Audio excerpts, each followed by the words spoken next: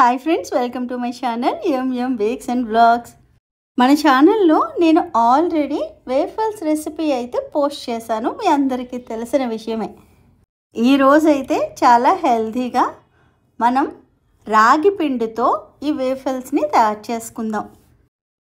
దానికోసం ఇంగ్రీడియంట్స్ అన్నీ ఇలా ఒక్కొక్కటిగా ఒక బౌల్లో వేసుకోండి. మొత్తం రెసిపీ అంతా కింద కామెంట్ సెక్షన్లో ఇస్తాను, ఎగ్జాక్ట్గా నోట్ చేసుకోండి.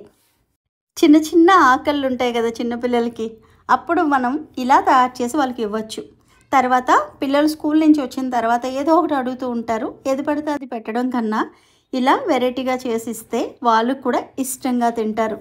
ఈ వేఫల్ మిషన్ని ఎలా యూజ్ చేయాలి అన్నది నేను లాంగ్ వీడియోలో చెప్పాను, కింద యారో మార్క్ దగ్గర లింక్ ఇస్తాను, ఒక్కసారి చూడండి. చాలా ఈజీగా మనం చేయొచ్చు అనమాట. ఒక్కవేళ మీ దగ్గర ఈ మిషన్ లేకపోతే మేము తయారు చేసుకోలేమా అని చెప్పి అనుకోవచ్చు. అలా ఏమీ లేదండి. నార్మల్గా మనం దోశ వేసే పెనాలు ఉంటాయి కదా, దాని మీద చిన్న చిన్న దోశల్లాగా మీరు వేయచ్చు. మనం వేసే షేప్ డిఫరెంట్గా ఉంటుంది కానీ టేస్ట్ అయితే అసలు మారదు కదా. మీరు ఏది చేసినా సరే పిల్లలు ఇష్టంగా తింటారు. ఈ రెసిపీనే మీరు ఫాలో అయిపోయి మీరు చిన్న చిన్న డోరా కేకుల్లాగా తయారు చేసి పిల్లలకి ఇవ్వచ్చు. దీంట్లో నేను వేసిన బెల్లం కూడా ఎగ్జాక్ట్గా సరిపోతుంది స్వీట్నెస్ అది. అప్పటికి మీ పిల్లలకి ఇంకా కొద్దిగా స్వీట్ కావాలంటే కొద్దిగా బెల్లం అన్నది పెంచుకోండి. ఇక్కడ చూడండి ఎంత పర్ఫెక్ట్గా మనకి రాగి పిండితో తయారు చేసే వేఫల్స్ అనేవి రెడీ అయిపోయాయి.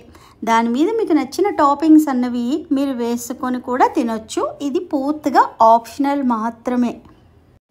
పిల్లలకి ఏం పెట్టినా సరే కొద్దిగా హెల్తీగా పెట్టాలని ప్రతి తల్లి అనుకుంటుంది.